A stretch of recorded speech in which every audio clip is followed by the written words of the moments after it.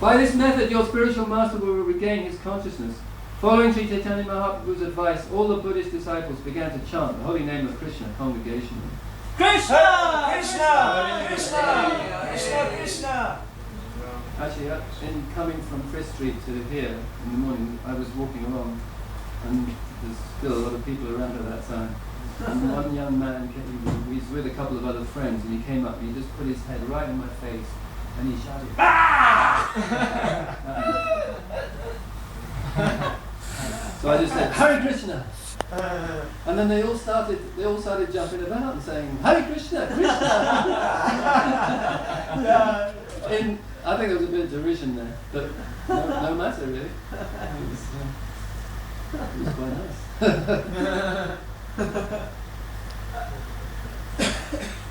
When all the disciples chanted the holy names Krishna, Rama and Hari, the Buddhist teacher regained consciousness and immediately began to chant the holy name of Lord Hari. Hari! Hari! Hari! Hari! When the spiritual master of the Buddhists began to chant the holy name of Krishna and submitted to Lord Chaitanya Mahaprabhu, all the people who were gathered there were astonished. Sri Chaitanya Mahaprabhu, the son of Sachidevi, then suddenly and playfully disappeared from everyone's sight, and it was impossible for anyone to find him. So, that was the occasion of Lord Chaitanya's converting the Buddhists. Then he went on to Tirupati in Tirumala.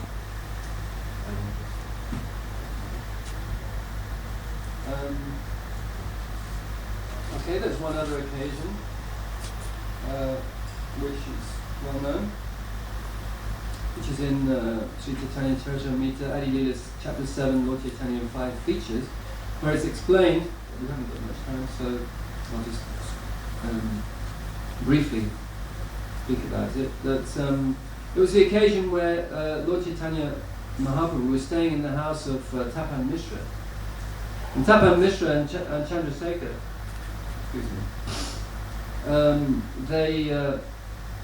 they became depressed, actually, because they were in Varanasi. Because Lord Chaitanya Mahaprabhu was being criticized by the Mayavadi sannyasis.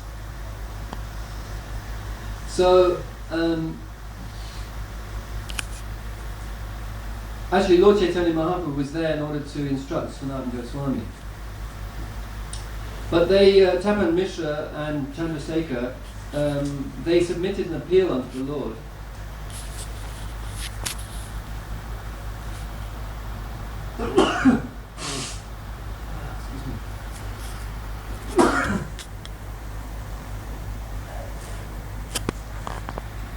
They couldn't tolerate anymore the blasphemy of the Lord by these Mayavadi sannyasis. And they were actually prepared to give up their lives rather than hear such blasphemy. Their hearts were breaking, as explained. So Sri Chaitanya Mahaprabhu, he inspired one Brahmana to invite him to his house. Actually, he wouldn't mix at all with the Mayavadi sannyasis. So he invited him to his house.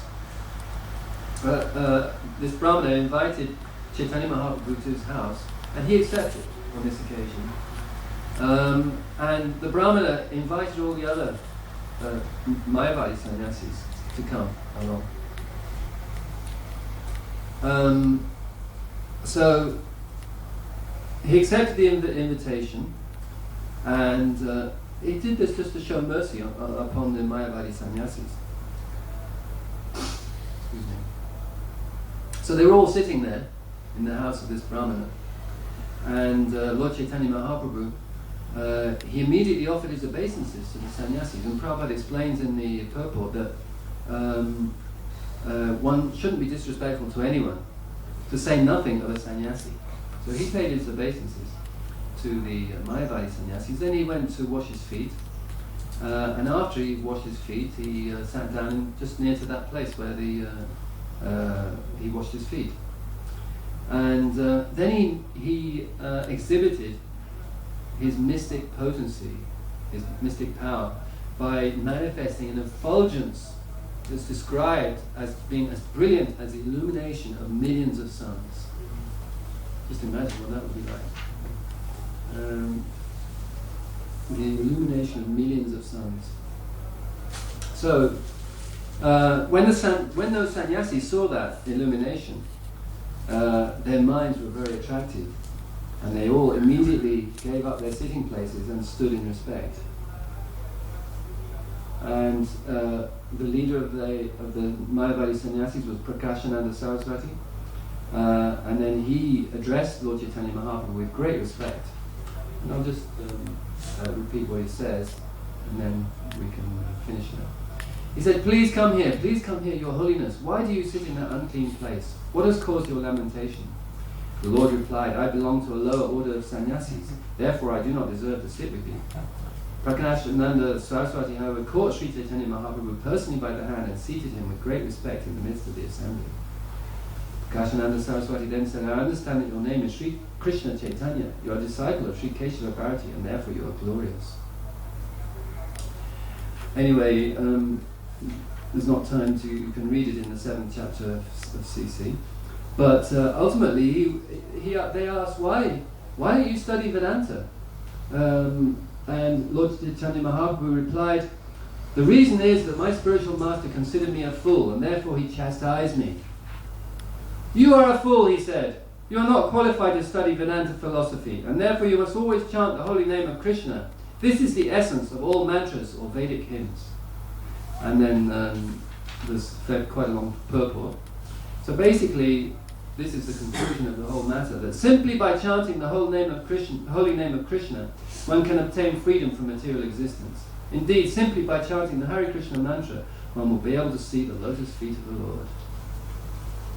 And there's another.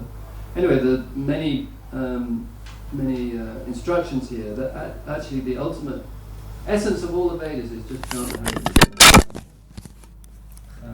In this age of Kali, there is no religious principle other than the chanting of the holy name, which is the essence of all Vedic hymns. That is the purport of all scriptures. So, we'll stop there. Sri Chaitanya Mahaprabhu ki jai, Sri Prabhupada ki jai. Gaura Premanandi. Any questions or? I had a question about Lord Shiva. Yeah. He's described as an avatar. He's responsible for the Uttamatam, and we often find that his followers are ghosts and demonic personalities. Present and presumptuous. Yeah. And simultaneously we understand that his Vaishnava, Ananda Vaishnava, is the greatest Vaishnava. So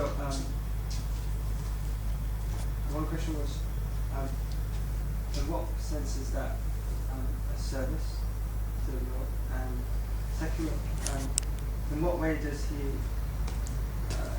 conduct, or how does he control this? It's more of a technical question. What's the first question? Like, how is that a service? Because he's a Vaishnava, whatever he does is to serve the Lord. How is what is service? You know, him being overseeing mode of ignorance and having followers that are ghosts, etc. Well, because he's bestowing his mercy on them, he's helping them. How does he help? Well, at least they're following him, and which is better than most people are not even following Lord Shiva. But well, if we accept authority, if we accept somebody as a worshipful Lord, it's not the highest thing, but it's better than not accepting anything. How does he? That's you can study up in Radha Maleshwara's what are they called? Krishna Kanam Rita. Yeah, those books. Don't know what he says, and I didn't read that actually.